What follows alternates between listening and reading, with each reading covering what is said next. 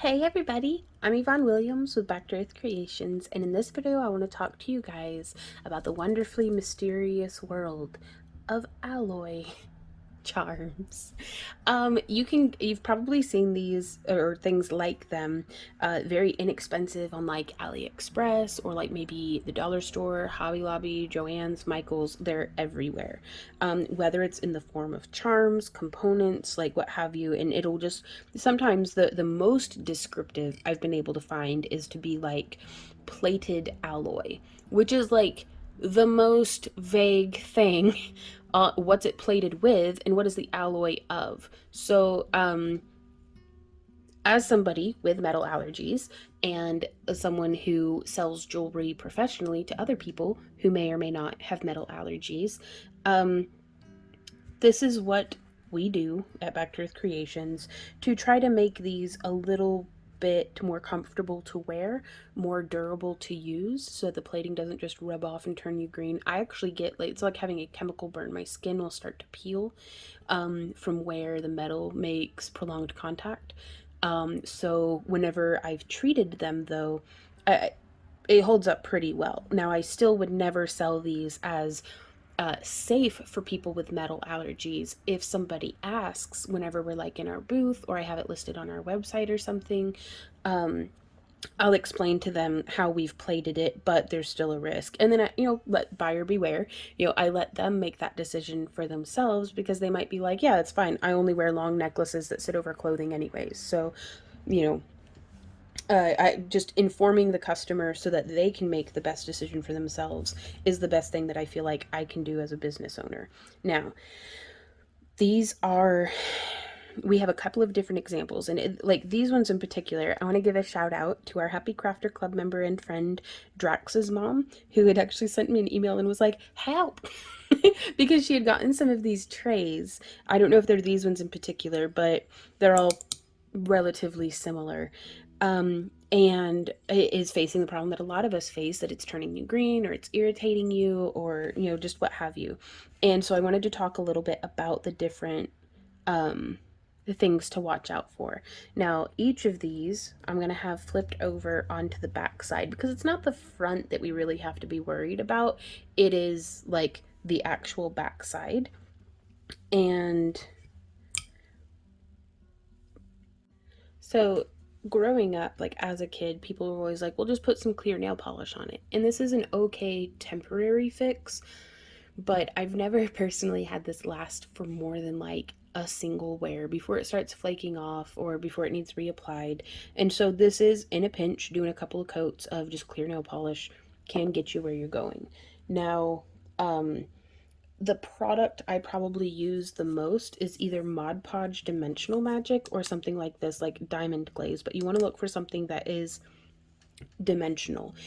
And that's as we apply it, I'm actually going to take this and go like that a little bit, and then I'm going to take this and I'm going to stack that. That way it'll lay flat, because something that I want to watch out for whenever I'm shopping is to get something, if I know I'm going to be plating it, then I want everything to be fixed in location. Whereas something like this with the charm, sometimes you'll like, if we put like a charm, like a ring like this here, as a bail, like onto this, or to attach multiple components together, that's going to create a spot of movement and a spot of rubbing that will eventually wear down anything. Like even the metal can start to wear through over the years. So now that's just something that happens with jewelry. But the more fixed and secure we can make the connection points, the less rubbing we'll have. And so over here on these two especially, I love how the bails are fixed, but you can see it's not perfectly flat. So I do like to elevate what we're doing up onto a surface. So like this guy here, I may take this bead tower and just set it where it's overhanging off the side. And I mean, you could use, I guess, stacked paper, like literally anything, just to bring it up off of your work surface enough that it will be able to lay at least as flat as your work surface. So I am going to scooch my little, this little felt mat like pads the sound of me like throwing my pliers during tutorials, but I don't want to get glaze all over it.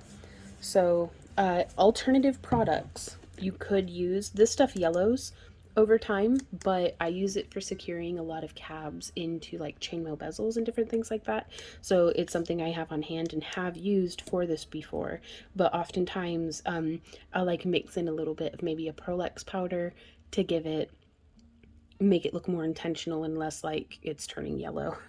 I have used this before, sprays. Whenever I'm doing like a whole bunch of them, I'll just lay them out on like some cardboard outside and just spritz all of them. But I have to do that in a whole bunch of layers. And so this one, I feel like these two are less than ideal, but have held up better than just clear nail polish. Now, other products that I really like, Mod Podge Hard Coat is very durable, but I have to paint on like 5 or 6 layers before I feel very, very confident that it's going to do what I need it to do. Another thing that I've used is Heavy Gel Medium. This is Liquitex brand, but there are other brands out on the market. And it's just like a super thick paste that, ooh, and it kind of smells right now.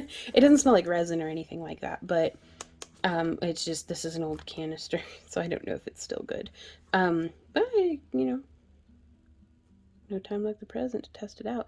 But, I can and have used acrylic based mediums for doing this as well, but I have found they don't bind as well to the metal. So whenever I'm using something like that, I may stick to using something like this one here that has that really cool texture, because if you use something like the diamond glaze that we're going to be using today, or even this UV resin, it can make it look like a two-sided pendant, because this pattern here on this one, and these bead trays will be linked down in the video description below, but if you use a doming, like either a dimensional adhesive or a resin, it will dome it and make it look like, another, it's just pretty, a little bit prettier than just something flat.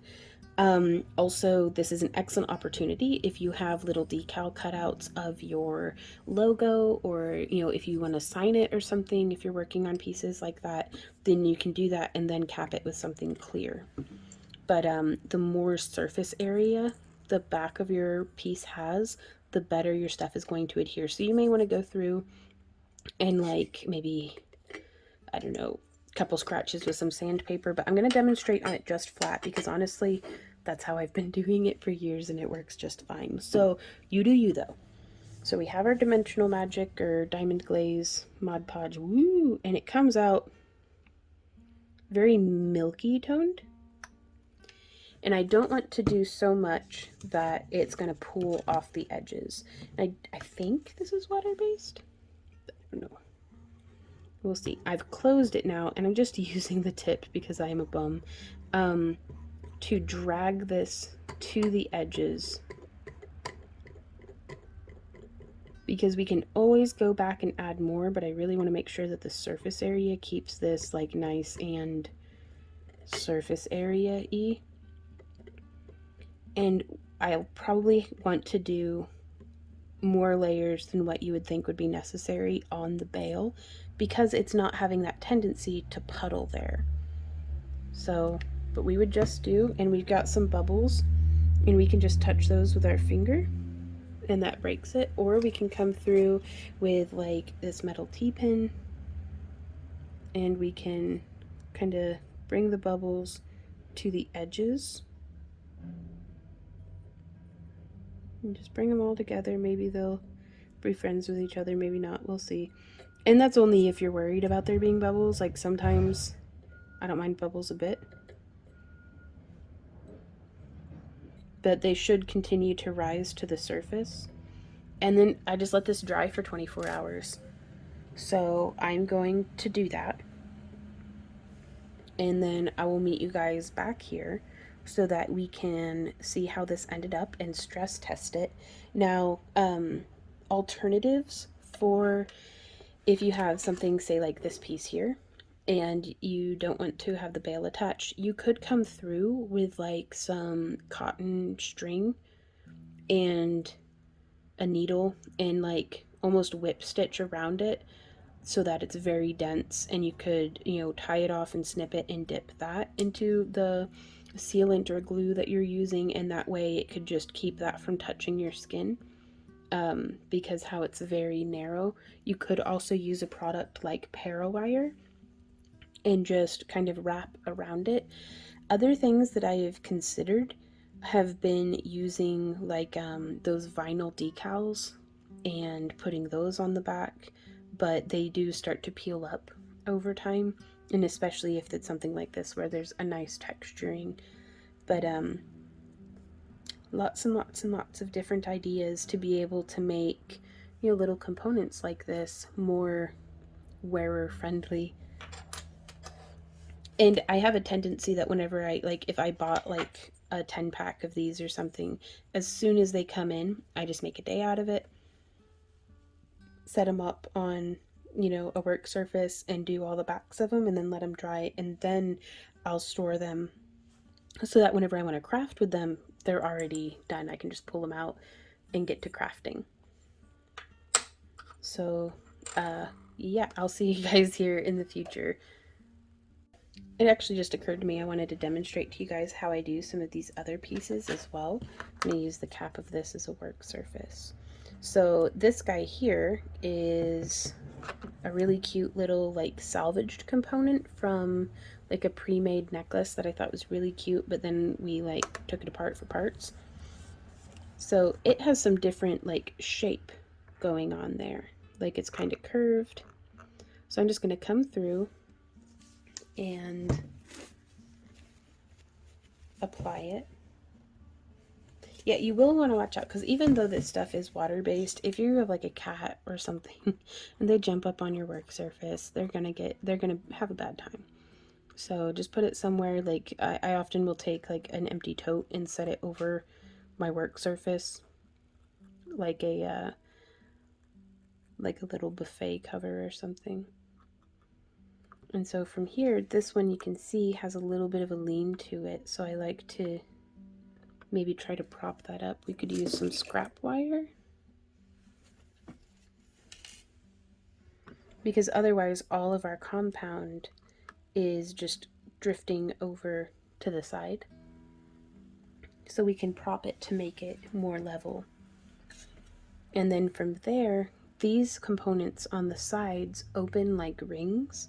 So I may wait until we have assembled the final piece if I think I'm going to be using those, or I can come through, again just using this T-pin, moving a minute amount of our glaze over onto the sides. And if you're crunched on time, UV resin can be an excellent alternative. I personally hate the smell of UV resin, so I could sit here all day over a bottle of this diamond glaze and do this, but I can only work with like UV resin for like 30 minutes at the most, and then I've got a headache for the rest of the day. And that's even if I'm doing it outside with a respirator on. It's like just the smell will just be on me, like on my clothes and stuff. So that's just me though, and over the years I've become increasingly sensitive to like nail polish and different smells like that, whereas used to I worked with them without any problem. So you never know how you might change and grow as a crafter, sometimes for the better, sometimes for, I'm not going to say for the worse, but it makes things a little bit more inconvenient. Like I can't even go and get like mani-pedis now because like as soon as I walk in I'm hit with this like horrible wall of nail polish smells. But yeah, so water-based is the way to go on routes like that, and products like this diamond glaze or Mod Podge work fantastically. Honestly, like if I hadn't used up my Mod Podge dimensional magic, I'd be using that because that one's my favorite. So yeah, now I will see y'all in the future. Hey y'all, so it is the following morning and I wanted to show you guys how these dried. And you can see it makes it very, very shiny on the back, but whenever you touch it, there's a very distinct difference in the way that it feels versus just like the bare metal. And then over there on the front, it's still just regular, no weird like doming, unintentional doming or anything like that. It always makes me very happy when it doesn't bleed over to the front. But here you can see, since the diamond glaze that we were using is water-based, you can see how this enameled or this alloy reacted there in that little crease.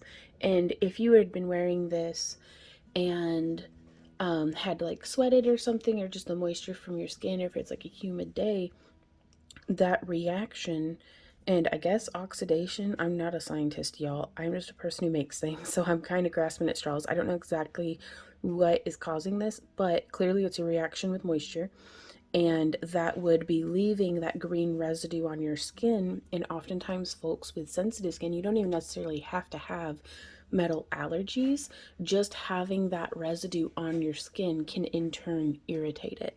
So pair that with, if you do also have metal allergies, and you're gonna have a bad time. So doing that layer, and you can see we had some bubbles.